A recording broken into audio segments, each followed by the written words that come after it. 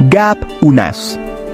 Si eres fanático del crimen real, los escándalos internacionales y las historias donde la justicia parece estar siempre un paso atrás, este episodio es para ti. Hoy te traigo un caso que involucra a una de las empresas de armas más poderosas del planeta, una red de corrupción internacional y una deuda que sigue sin pagarse. Pero más allá de los titulares y las cifras, esta es una historia sobre personas reales, víctimas, familias, activistas y funcionarios que, de un modo u otro, han sido tocados por la sombra de la impunidad.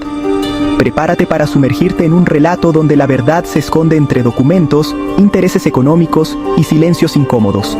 Prepárate para descubrir cómo Heckler & Koch, el gigante alemán de la industria armamentista, logró esquivar una multa multimillonaria, a pesar de haber violado leyes nacionales e internacionales.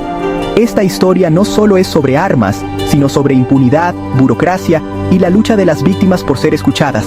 Es un caso que revela cómo los intereses económicos y políticos pueden pesar más que la justicia, y cómo las víctimas suelen ser las últimas en la lista de prioridades. Heckler & Koch. Sí, la compañía alemana famosa por sus rifles de alta tecnología, utilizados por ejércitos y policías en todo el mundo, envió ilegalmente casi 5.000 armas a México entre 2006 y 2009. No fue un error administrativo ni un simple descuido. Fue una operación planeada, con rutas y destinatarios bien definidos. La logística detrás de este tráfico fue tan sofisticada como cualquier operación militar, con documentos cuidadosamente preparados y una cadena de mando que aseguraba que cada paso estuviera cubierto. Los rifles G-36, por ejemplo, se convirtieron en un símbolo de poder y control en regiones donde la ley es frágil y la violencia cotidiana. Los documentos de exportación fueron manipulados, se falsificaron certificados y se ignoraron advertencias internas. Todo para que las armas llegaran a estados mexicanos, donde la violencia y las violaciones a derechos humanos eran noticia diaria. Los registros oficiales fueron alterados para ocultar el destino real de las armas, y se crearon rutas alternativas para eludir los controles de exportación. Incluso hubo reuniones secretas y comunicaciones cifradas entre intermediarios, todo con el objetivo de mantener el flujo de armas sin levantar sospechas.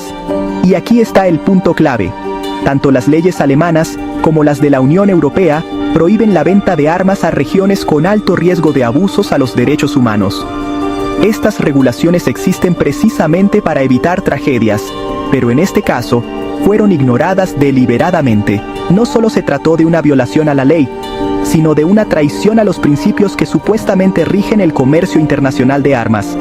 Las autoridades alemanas, en teoría, deberían haber supervisado cada paso, pero la realidad fue muy distinta.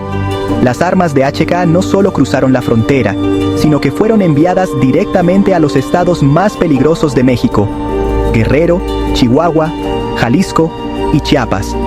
Lugares donde la violencia, el narcotráfico y la represión policial son parte de la vida cotidiana. En estos estados, la presencia de armas sofisticadas cambió el equilibrio de poder, permitiendo a las fuerzas de seguridad, y a veces a los criminales, actuar con mayor letalidad. Las comunidades locales, atrapadas en medio de este fuego cruzado, vieron cómo la llegada de estas armas intensificó los conflictos y multiplicó las tragedias. Estas armas no se quedaron guardadas en almacenes ni en bodegas militares. Pronto estuvieron en las calles, en manos de policías, y en muchos casos, terminaron en manos equivocadas. El mercado negro de armas en México es un monstruo difícil de controlar, y la corrupción dentro de las instituciones facilita que el armamento termine en manos de grupos criminales. Así, lo que comenzó como una operación empresarial terminó alimentando una espiral de violencia que aún hoy no se detiene. Algunas de estas armas fueron utilizadas en el brutal ataque de Ayotzinapa en 2014, donde 43 estudiantes desaparecieron en Guerrero. Este caso conmocionó a México y al mundo y puso en evidencia la conexión entre el tráfico de armas y la violencia estatal. Las familias de los estudiantes aún buscan respuestas, y el dolor de su ausencia se ha convertido en un símbolo de la lucha contra la impunidad. El caso Ayotzinapa es solo uno de muchos, pero su impacto mediático y social lo ha convertido en un referente internacional sobre la crisis de derechos humanos en México. ¿Cómo fue posible? Montones de papeleo turbio, certificados falsos, sobornos, y una cadena de complicidades entre funcionarios, intermediarios y empleados de la empresa. Todo un entramado diseñado para burlar los controles y maximizar las ganancias. La corrupción no conoce fronteras, y en este caso, los intereses de unos pocos se impusieron sobre la seguridad de miles. Los informes internos de la empresa, que advertían sobre los riesgos, fueron ignorados o incluso destruidos para evitar cualquier rastro de responsabilidad. Las investigaciones revelaron que hubo pagos ilegales y favores a funcionarios para obtener permisos de exportación. Incluso, hubo empleados que alertaron sobre las irregularidades, pero sus advertencias fueron ignoradas o silenciadas. Algunos de estos empleados, movidos por la ética, intentaron denunciar lo que ocurría, pero se enfrentaron a represalias, despidos y amenazas. El costo de decir la verdad, en este caso, fue demasiado alto para la mayoría. Finalmente, los tribunales alemanes intervinieron y le impusieron a HK una multa de $4.2 millones. Parecía un triunfo de la justicia, pero la historia no terminó ahí. La sentencia fue celebrada por activistas y medios internacionales, pero pronto quedó claro que la empresa tenía recursos y estrategias para retrasar el cumplimiento de la sanción. El proceso judicial se convirtió en una batalla de resistencia, donde cada apelación y cada recurso legal servía para ganar tiempo y desgastar a las víctimas. Hasta octubre de 2025, la compañía no ha pagado ni un centavo de esa multa. Han presentado apelaciones, retrasado el proceso y utilizado todos los recursos legales posibles para evitar cumplir con la sanción.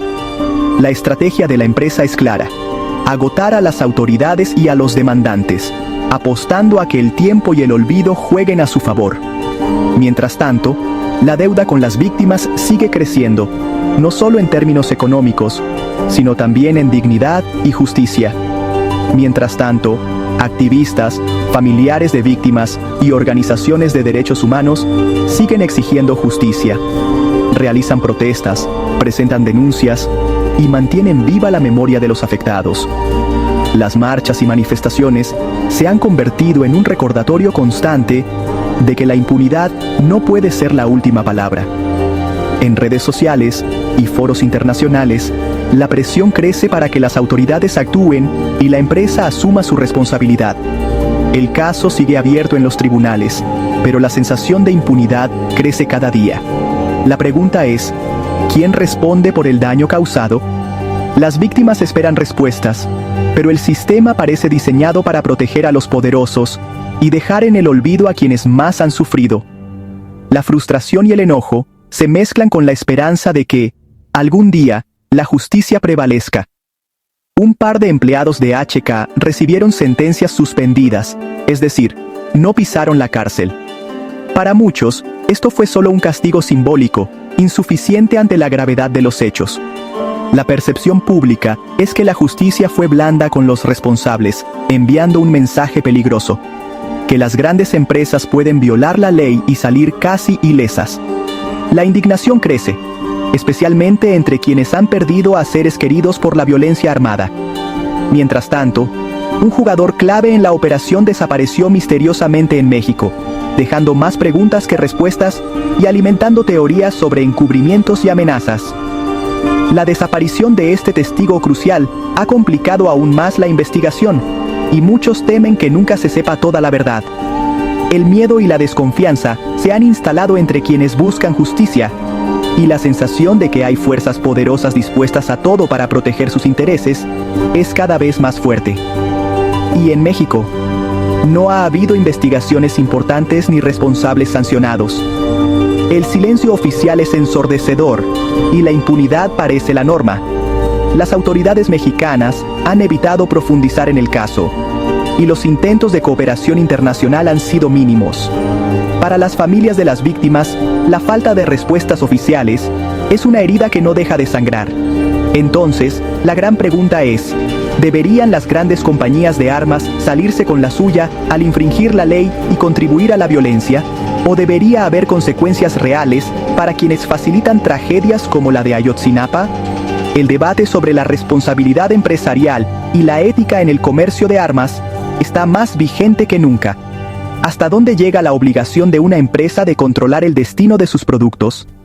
¿Y qué papel deben jugar los gobiernos en la supervisión y sanción de estas prácticas?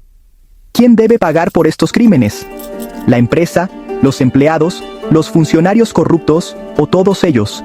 La justicia, para ser verdadera, debe ser integral y alcanzar a todos los involucrados, sin importar su poder o influencia. Solo así se podrá enviar un mensaje claro de que la vida humana y los derechos fundamentales están por encima de cualquier interés económico. Déjame saber lo que piensas en los comentarios. ¿Crees que algún día habrá justicia para las víctimas? ¿O este caso será solo otro ejemplo de impunidad global? La historia de Heckler & Koch y México es un espejo de los desafíos que enfrentamos como sociedad global. La lucha entre la justicia y el poder, entre la memoria y el olvido. Tu opinión es importante, porque solo con la participación de todos podemos aspirar a un mundo más justo y transparente.